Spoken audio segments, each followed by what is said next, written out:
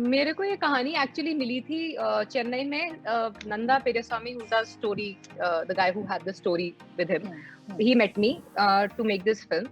and मैंने जैसे ही वो देखी मतलब he made a very beautiful AV not a script or anything. उसने AV बनाई थी कुछ मिनटों की and मैंने वो देखा and it shocked me honestly because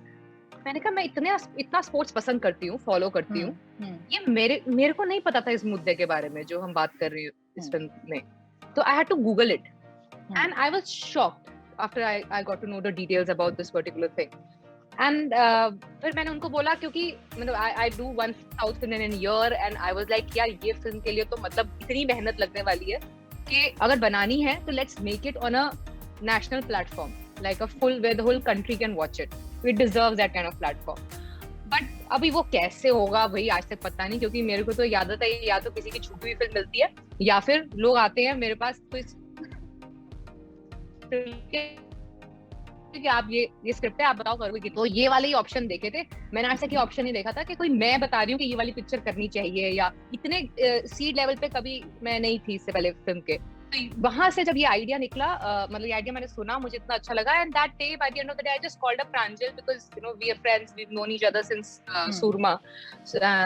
neighbours as well तो मैंने फोन किया मैंने कहा यार I have heard this story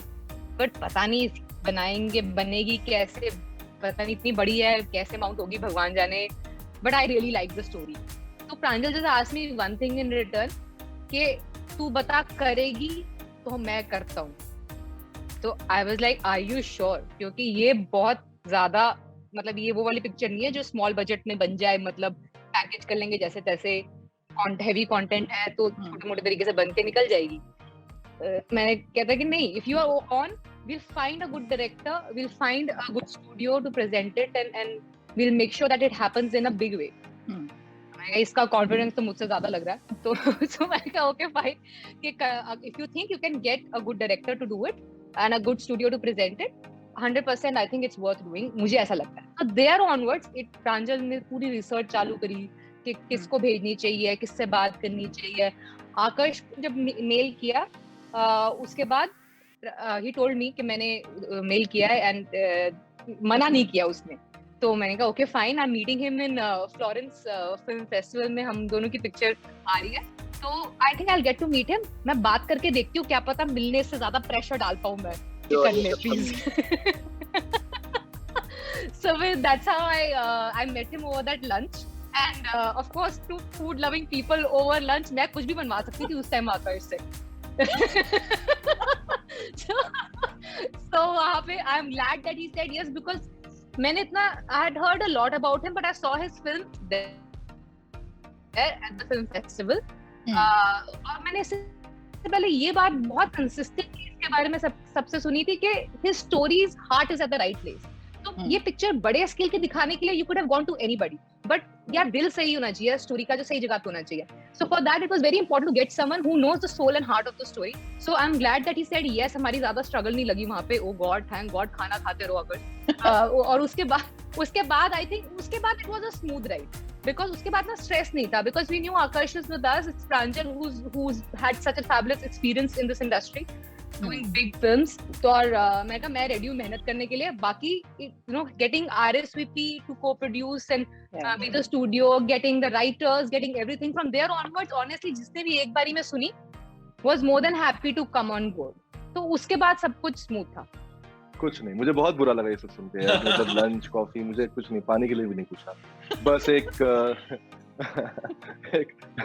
एक बहुत मतलब स्क्रिप्ट भेज दी मुझे और बहुत ही प्लेन तरीके से बोला गया कि ये रोल है और कर लो and that's what like I think लेकिन मेरे लिए ये था कि जब मैंने पहली बार स्क्रिप्ट पढ़ी तो मुझे बिल्कुल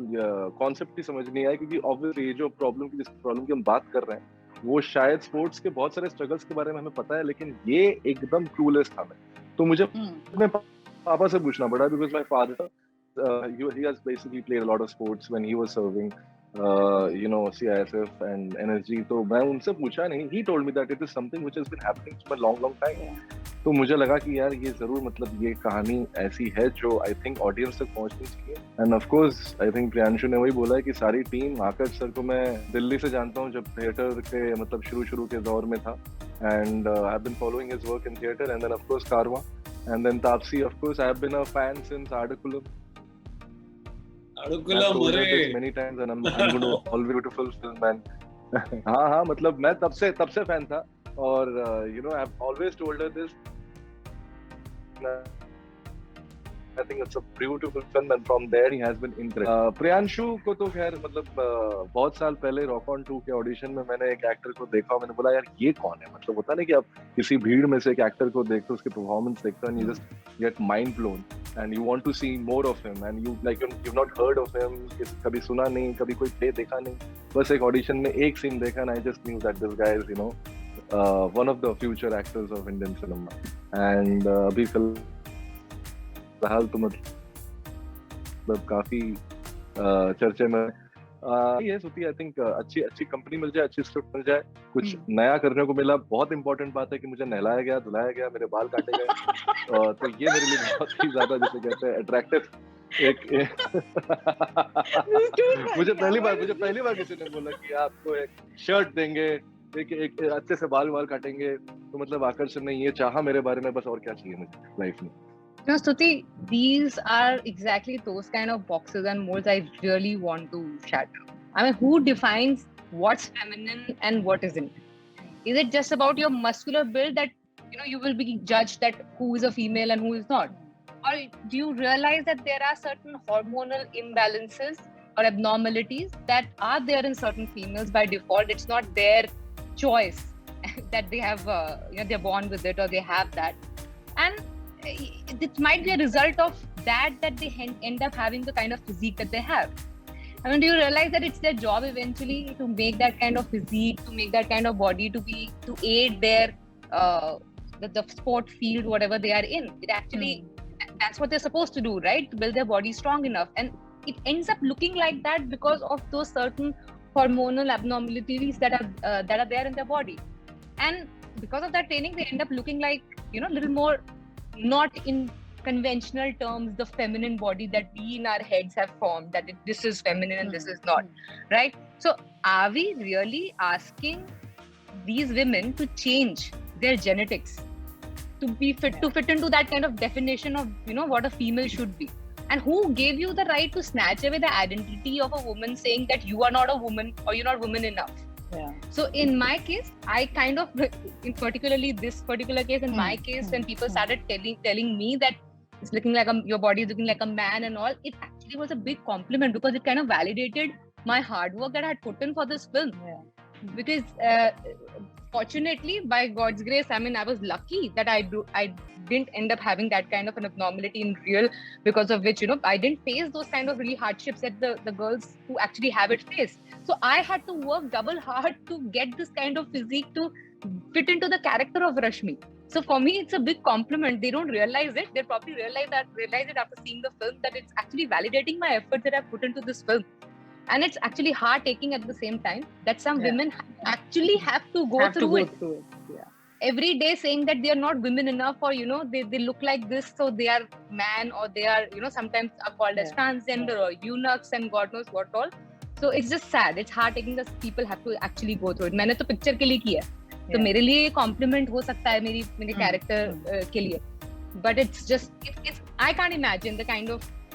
you know, the reaction of someone who actually faces it in everyday life. So hats off to the girls who are able to survive through it. जो मेरे पास जो नहीं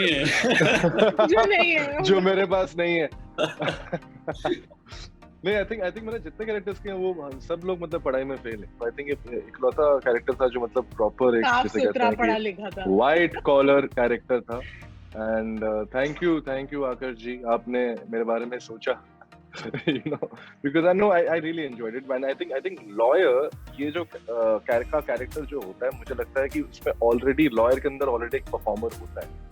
जो मेरे जितने दोस्त हैं जिनको मैं जानता हूँ जो वकालत करते हैं, and I've seen them that, you know, they always talk about shadow practice and mirror practice and everything. Because the first thing I asked about one thing about my lawyer, क्या तुम लोगों का प्रोसेस क्या होता है? Then like, यार हमें हर चीज याद करनी पड़ती है ताकि जब हम जज के सामने प्रेजेंट करें तो कोई भी पॉइंट निकल ना जाए. So it's basically, अगर मैं compare करूँ तो it's almost like an actor's job. Like, you know, you're basically reading your lines and you have to completely prepare yourself, and then go and communicate in front of the camera. So exactly वही था. So I think वो एक तरह का, लेकिन उसमें भी ये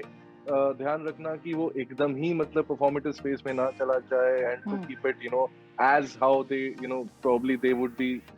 fighting the cases. कुछ केसेस की मैंने केस स्टडी की तो मैंने देखा कि यार वो तो बहुत ज्यादा बोरिंग है, तो उसको इंटरेस्टिंग कैसे बनाया जाए. ये भी पता किया कि बहुत सारे लॉयर्स जो हैं वो बॉडी लैंग्वेज यूज करते हैं. They actually you know they go and change their body, like वो कुछ अपना एक हाथ पॉकेट में रख देंगे या कुछ एक स्टाइल होगा उनका जिसके लिए वो जाने जाते. तो बहुत सारे इनफैक्ट लॉयर्स ऐसे हैं जो काफी फेमस होते हैं लॉयर्स के बीच में, and they go like the younger lawyers, they go and see how they are fighting their cases ताकि उनसे थोड़ी सी inspiration मिले. तो it's almost like a performer's life. So that is a very intriguing part for me, and I tried my best. क्या बोलूँ.